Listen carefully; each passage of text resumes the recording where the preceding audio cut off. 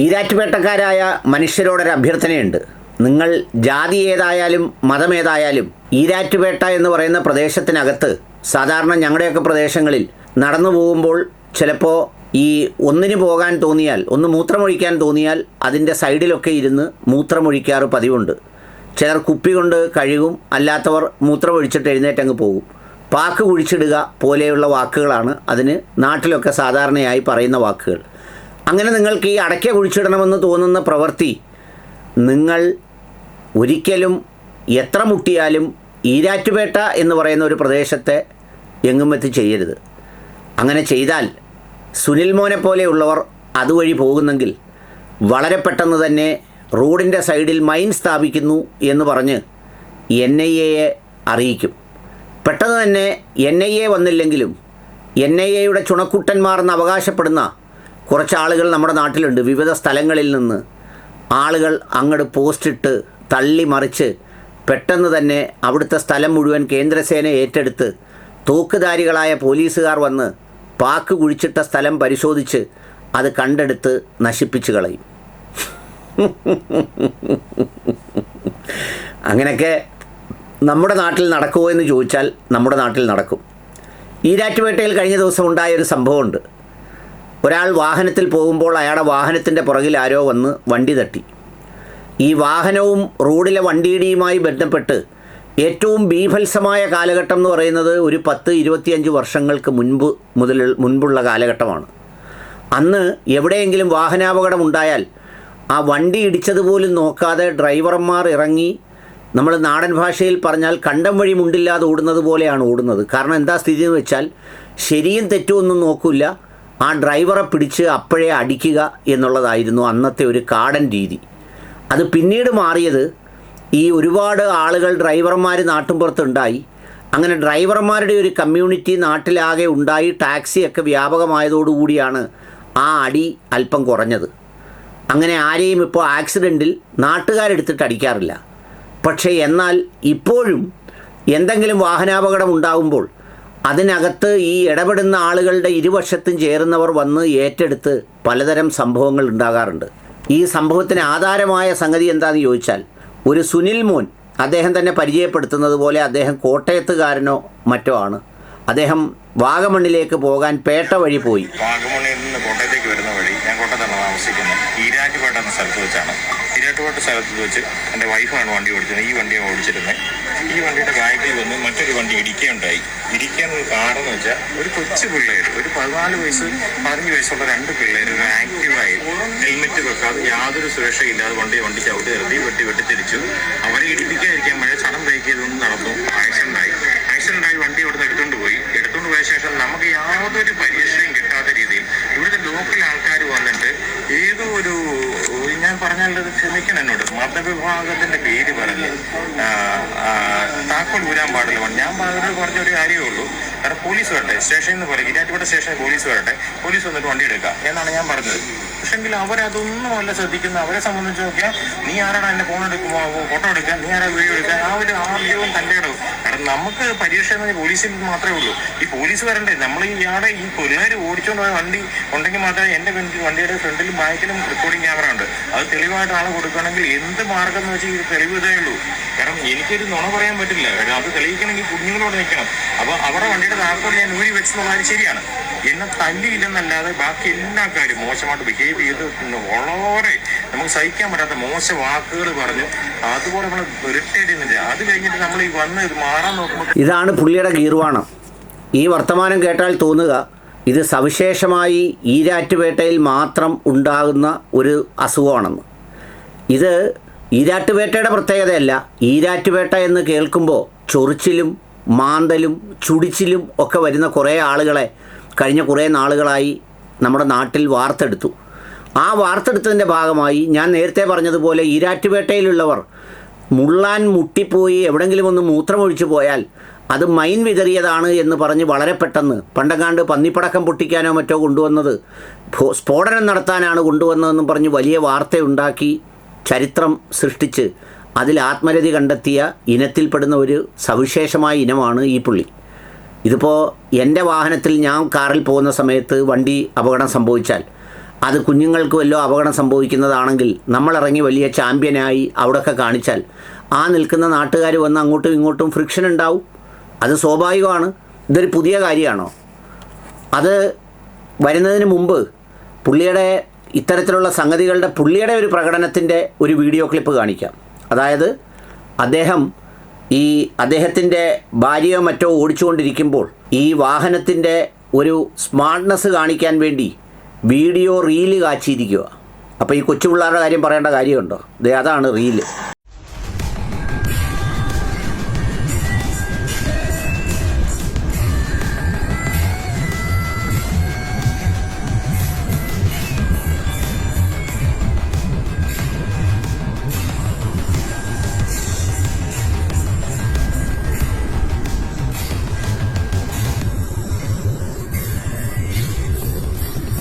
ഇന്നോവയുടെ maximum speed കാണിച്ചുള്ള reel ചിത്രീകരണത്തിൻ്റെ ക്ലിപ്പാണ് ഇട്ടിരിക്കുന്നത്. മറ്റേത് പിന്നെ മുട്ടയെന്ന് വിരിയാത്ത പിള്ളേരാന്ന് പറയാം. ഇത് പുള്ളിക്ക് അതിൻ്റെ ഒരു ക്രൈസ് തീർന്നില്ല, ഈ സ്പീഡിൻ്റെയും വേഗതയുടെയും ഒക്കെ സംഗതി കാണിക്കാൻ. ആയിക്കോട്ടെ, അതൊക്കെ നിയമപരമായി അനുവദിക്കപ്പെട്ട കാര്യമാണ് എന്നുള്ളതിൻ്റെ ഒരു കാര്യമായിക്കോട്ടെ. ഇങ്ങനെ പോലെയുള്ളവൻ ഇതിലേക്ക് മതം കൊണ്ടുവന്നതാണ് എനിക്കൊട്ടും മനസ്സിലാവാത്തത്. ഈ സംഭവം നടന്നത് തൃശ്ശൂരിലെ പേരമംഗലം എന്ന് പറയുന്ന സ്ഥലത്താണ്. 3 പേർക്ക് കുത്തേറ്റു. വഴിയിൽ വാഹനം പാർക്ക് ചെയ്തതിനെ ചൊല്ലിയുള്ള തർക്കമാണ് കത്തിക്കുത്തിൽ കലാശിച്ചത്. കിഷോർ കൃഷ്ണ എന്ന ആളാണ് കുത്തി പരിക്കേൽപ്പിച്ചത്. സൂരജ് സജി തൃശ്ശൂരിൽ ചേരുകയാണ്. സൂരജ്, നമ്മൾ കുറെ കാലമായി പറയുന്നു, ഈ വണ്ടിയൊക്കെ ഓടിച്ചു പോകുമ്പോൾ ഈ വഴിയിൽ ആരെങ്കിലും കണ്ടു കഴിഞ്ഞാൽ നമ്മൾ സംസാരിക്കുക പോലും ചെയ്യരുത്, ദയവ് ചെയ്ത് ഉപദ്രവിക്കരുത് എന്ന് കൈകുപ്പി പറഞ്ഞിട്ട് കടന്നു പോകണം എന്ന്. ഇപ്പോൾ അത് യാഥാർത്ഥ്യമായിരിക്കുന്നു. എന്താണ് ഇയാള് ഇങ്ങനെ ആൾക്കാരെ കുത്താൻ കാരണം? ഈ കിഷോർ കൃഷ്ണ എന്ന് പറയുന്ന ആൾ വല്ല മയക്കുമരുന്നൊക്കെ ഉപയോഗിക്കുന്ന ആളാണോ? നമ്മുടെ അന്വേഷണത്തിൽ എന്താണ് മനസ്സിലാക്കാൻ കഴിഞ്ഞത്? ഇത് ന്യൂസ് 24 വാർത്തയാണ്. എന്നിട്ട് തൃശ്ശൂർ പേരമംഗലത്ത് തീവ്രവാദ പ്രവർത്തനവും മതത്തിനെയും ആരെങ്കിലും ഇതിനകത്തോട്ട് തിരികെയോ? കിഷോർ ചന്ദ്ര എന്നാണ് കുത്തിയ ആളിൻ്റെ പേര്. എന്നിട്ടെന്താ ആരും അദ്ദേഹത്തിൻ്റെ മതത്തിനെക്കുറിച്ച് പറയാഞ്ഞത്? മതത്തിനെക്കുറിച്ച് പറയുന്നത് ഈ ശ്രീകണ്ഠൻ നായർ സാർ ഇതിൽ ചോദിക്കുന്നത് പോലെ വല്ല മയക്കുമരുന്നും വല്ല ഉപയോഗിച്ചതാണോ എന്ന് ചോദിച്ചാൽ, ഈ മതം എന്ന് പറയുന്ന സാധനം ഒരു മയക്കുമരുന്ന് പോലെ ഉപയോഗിക്കപ്പെടുന്നത് കൊണ്ടാണ് അപകടം പറ്റിക്കഴിഞ്ഞ് പെട്ടെന്ന് തന്നെ സുനിൽ മോൻ ഇറങ്ങി നിന്ന് ഒരു പ്രത്യേക മതക്കാർ എന്ന് പറഞ്ഞത്. ചിലപ്പോൾ അവർ മാത്രമുള്ള ഏരിയകളുണ്ട് ഓരോ സ്ഥലത്തും. അവിടെ ചെന്ന് അപകടം ഉണ്ടാകുമ്പം ആ മതക്കാരല്ലാതെ വേറെ കുറേ മതക്കാരെ ആരെങ്കിലും കാറി പിടിച്ചുകൊണ്ട് വരുമോ? അവിടെ എന്തിനാണ് നിങ്ങൾ മതം നോക്കുന്നത്? നിങ്ങളുടെ ഭാഗത്ത് ന്യായമാണെങ്കിൽ നിങ്ങൾ നിന്ന് ന്യായം പറയുക. നിങ്ങളുടെ കയ്യിൽ CCTV ഉണ്ടെങ്കിൽ നിങ്ങളത് കാണിച്ചു കൊടുക്കുക. ഇനി അത് അവിടെ മാത്രമല്ല, ഇനി അടുത്ത സ്ഥലത്ത് കണ്ടോളൂ. ഇത് കണ്ടില്ലേ?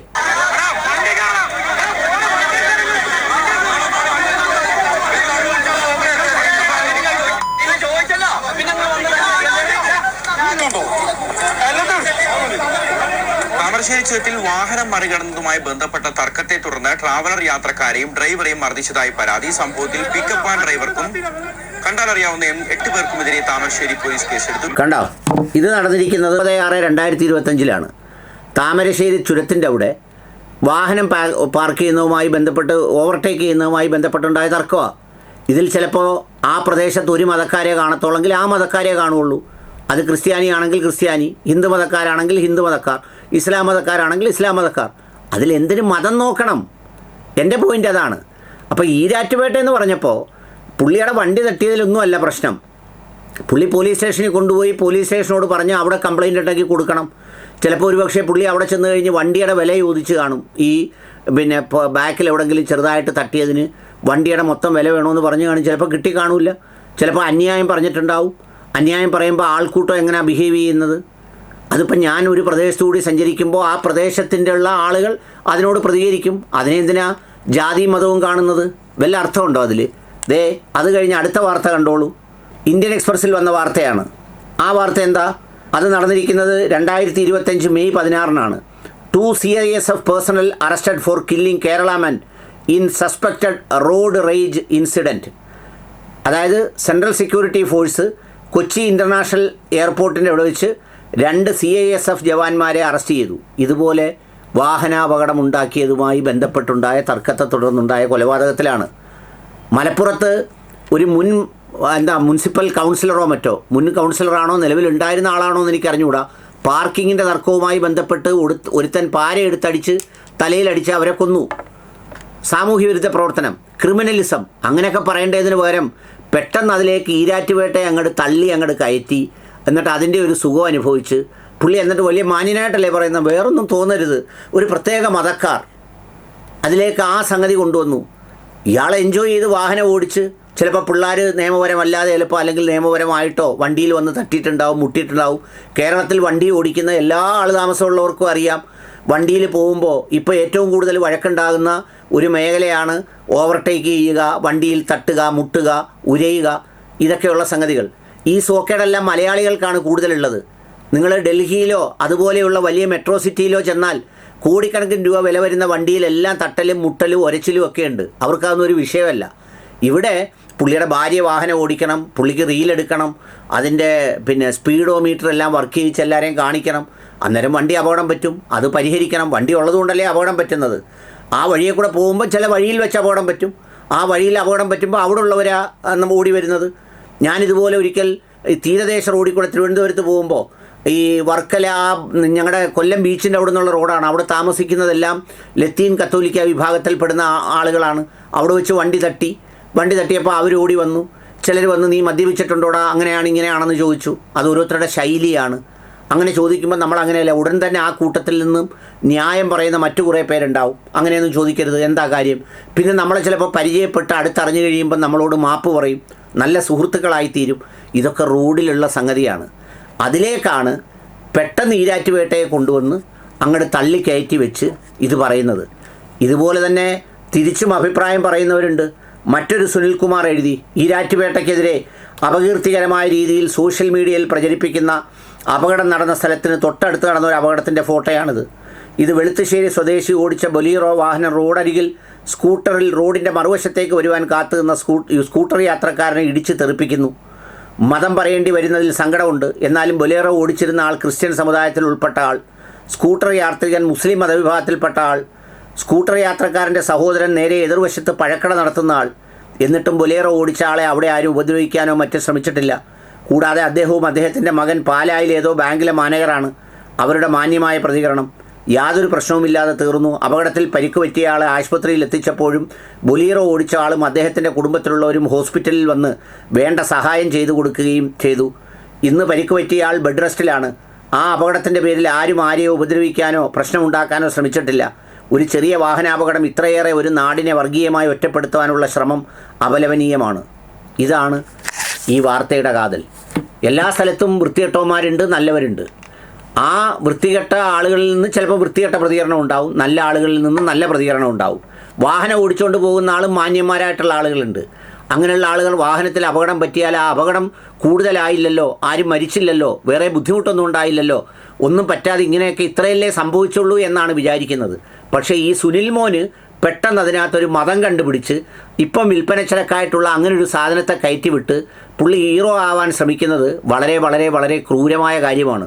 ഇത്തരം നിന്ദ്യമായ പ്രവർത്തനങ്ങൾക്ക് നിങ്ങൾ ഓർക്കേണ്ടത് റോഡും ദൈവവും കാറും എല്ലാം പഴയത് തന്നെയാണ്. ചിലപ്പോൾ നമ്മൾ പ്രതീക്ഷിക്കാത്ത തിരിച്ചടി ഇത്തരം അനീതികൾക്ക് തന്നെന്നിരിക്കും. ദൈവം കാത്തുരക്ഷിക്കട്ടെ, അത്രമാത്രമേ പറയുന്നുള്ളൂ.